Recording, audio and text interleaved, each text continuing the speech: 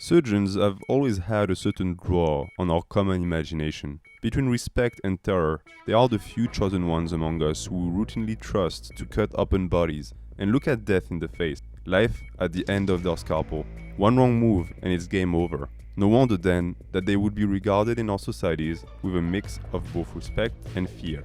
Animes and mangas have often transcribed these feelings with characters representing the dichotomy of the profession, oscillating between godlike abilities to save lives as well as showcasing the power to just as easily snuff them out. Minoru Kamiya from Yu Yu Hakusho is one of these surgeons of death, a man who gained his powers by saving people's life and, in a twist of cruel irony, decided to start using them to maim and kill. In terms of ambivalence, Trafalgar D. Law from One Piece represents a much more positive representation of surgical powers, often utilized to perform life-saving operations on humans, and sometimes to send body parts flying into a tornado. No one's perfect.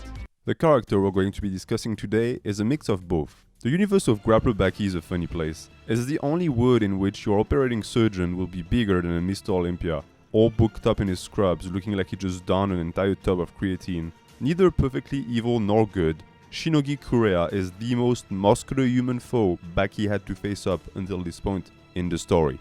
He's also the type of healthcare professional that sneaks out in between two surgeries to go test out his techniques against a tiger. It's pretty much a tradition in Grappler Baki for strong fighters to go test out their skills against wild beasts. You'll also notice that Shinogi had dark hair in his first few panels and appeared much slimmer and feminine. Itagaki probably thought that he would end up resembling his brother Kosho too closely and changed his appearance and combat style afterwards. He still retains some traditionally feminine features after the design change, such as long hair, a lighter skin tone, and a more delicate facial structure and complexion. Itagaki has a tendency to give some of his male characters feminine-looking faces, Baki being an excellent example. While this could just be an artistic choice, one cannot help but wonder if there is a hidden meaning behind this. One thing is for certain. The contrast between his insanely muscular physique and his pretty face gives Kureha an even more monstrous appearance. At 6 feet and 290 pounds, he is the Broly of the world of Grappler Baki, with about 100 IQ points on his Saiyan counterpart. Everything on him is huge. Massive tree-trunk legs, thick upper arms, forearms and neck, stupendous yoke. Outside of Biscuit Oliva, it's tough to think of a more muscular character in terms of sheer bulk. And unlike this bored, nameless dude over here on the left, the doctor's body fat percentage is way below 20%.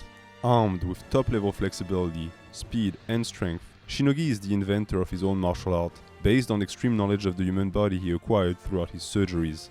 Parts of that knowledge include a perfect understanding of leverages, muscle activation, and how to properly train the body to turn it into a machine of mass destruction. We see that knowledge in action as he performs hack squats, done with full range of motion and a weight of 500 kilos or 1,102 pounds, that he reps out with ease. His entire body is developed well beyond the normal human limits, with each muscle fuller and rounder than the other. Coupled with his relatively unassuming face and narrow waist, this gives him the appearance of an action figure.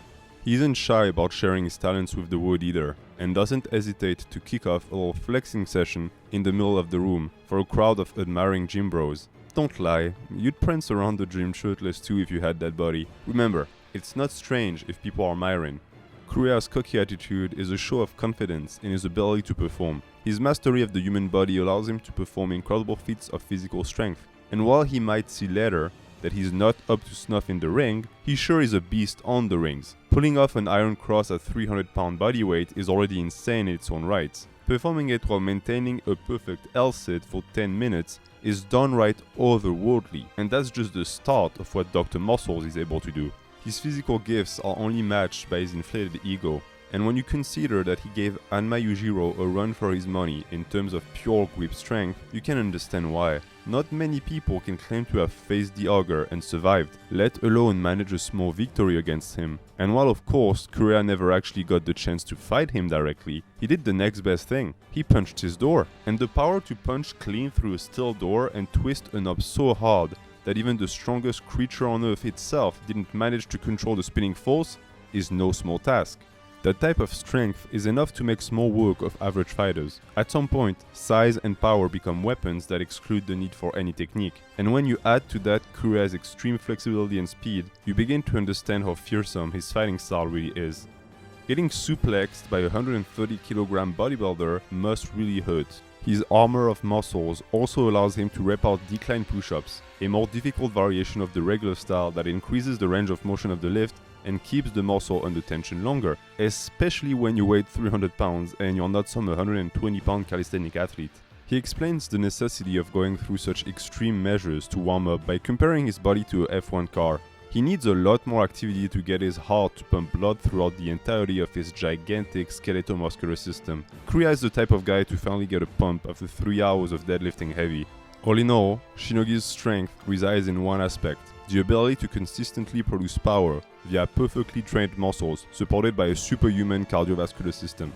He showcases both qualities by giving the crowd of the Korakuen Hall a little demonstration, starting with the explosion of a water balloon made of strong rubber via the sheer power of his. He follows that up by tearing apart a car tire, demonstrating not only insane leg and arm strength, but also bicep tendons of steel. So far, the qualities of grip strength, leg power, pulling strength, and muscular endurance are all present in Kureha at extremely high levels, explaining his gargantuan physique. Even for Grappler Baki, that picture is absolutely ridiculous. It looks like he could fly away with those lats, and the way he's drawn here makes it seem like the long head of his triceps insert directly into his ribcage. However, we know that being big and muscular doesn't guarantee victory in a fight, especially in a manga where the hero is below 200 pounds, but still routinely hands out ass kickings to giants twice his size and weight. And even in the realm of raw strength, Kureha isn't at the top of the food chain either. See for example that scene of the tournament where Jack easily overcomes him using only one hand. When you compare the two, you realize that Shinogi is lacking in a lot of aspects to be a top fighter. It is easy to just turn his own words on him and call out his physique for existing simply to be aesthetically pleasing and move weight, without much fighting power behind it. Anma Yujiro also seems to share the idea that Shinogi is just a bulky loaf without much kicks behind his blows. And if there's one rule in Grappler Baki, it's this: Yujiro is always right. At the time, Kureha wasn't really aware of his limitations, and his arrogance knew no bounds. He even expressed how, in his opinion, martial artists really know nothing about the human body, implying that his superior knowledge and perfectly developed muscles would help him overcome technique and best anyone in a fight. This limitless self-confidence is fed by more than his Hulk-like physique. It takes root directly into his work as a surgeon, which allows him to manipulate life and death at will. He's pretty much the Vegapunk of the world of Grappler Baki, with decades of medical advances on the rest of the profession. With the key difference being that Shinogi is less of a scientist and more of a complete bro, who enters fights wearing only spandex short shorts and a headband. The guy legit just shows up shirtless, no pump, with his hair done, and brings Orochi Doppo back from the dead, by massaging his heart through his skin. No sweat. That demonstration of skill shook Baki to his core, and made him contemplate his ability to defeat the buff doctor. It's true that this weird detachment towards the life or death of a patient is enough to send chills up anyone's spine, and isn't a quirk we like to see in a doctor, especially when we're about to throw it down against him. And yet, it's hard to deny that Shinogi isn't completely evil. He did save Doppo's life. We have him to thank for the survival of one of the coolest characters in Grappler Baki. That discrepancy transpires when our colossal surgeon scolds his previous patients for whining about their condition/handicap caused by his interventions. He expresses that they were free to come to seek him out for help, and that at the end of the day, they didn't die, and it's hard to argue with that.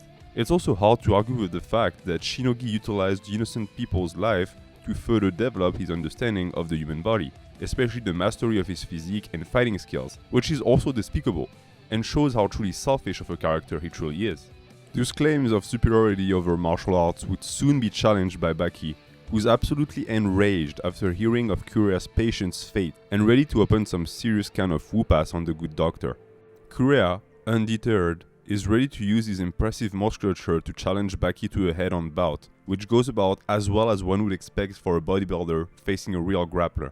Try as he might, however, his strikes just cannot hurt Baki. Yujiro described it perfectly. He mainly throws harm punches, meaning that he's not able to properly utilize his strength and body weight and transfer it into his blows. He's mostly flaying his limbs, which, due to his power, sends Baki flying around quite a lot. That would be enough to KO an average fighter, but is not enough to hurt an Anma who's faced both the Yasha Ape and Anayama, and is used to tanking ridiculously heavy blows. And once you've taken an Anayama punch full on, you're not going to be feeling much of anything when some buff dude gives you some love taps in the face and stomach. As Baki often says, if you want to take a grappler down, you have to aim for the head.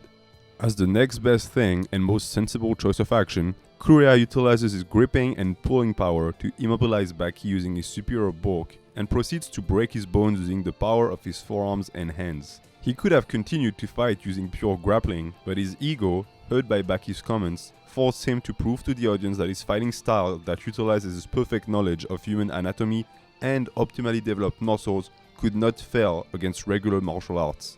And in a turn of ironic fashion, he utilizes a form of shockwave strike that he presents as being the most effective way to destroy a human body from within. After sending Baki to the ground, he immediately challenges Yujiro to a fight, which, in the universe of Grappler Baki, is the equivalent of putting your head inside a tiger's mouth. Thankfully for him, the bout soon resumes. Kureha will never know how close he came to dying that day.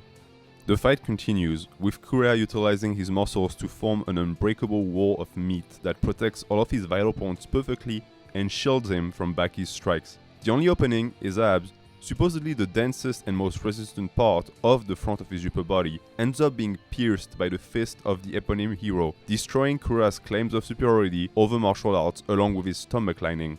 Thrown into a frenzy by the pain, Kureha is forced to recognize that all of the books he read and protein shakes he downed were not enough to conquer the world of fighting sports. As a bonus, his ego also gets a nice battering, as his previous patients watch as he rolls in pain on the floor. Eventually, he comes to the realization that it's not nice to be mean, it's much better to be nice. Especially if you're a doctor, you'd think that they'd have covered that aspect of the job in med school. And that's the story of Kureha Shinogi, the biggest doctor anime has ever seen, and the defeat of his perfect physique when faced with a real fighter. At the end of the day, he'd still dwarf most of the cast of Baki on the bodybuilding stage.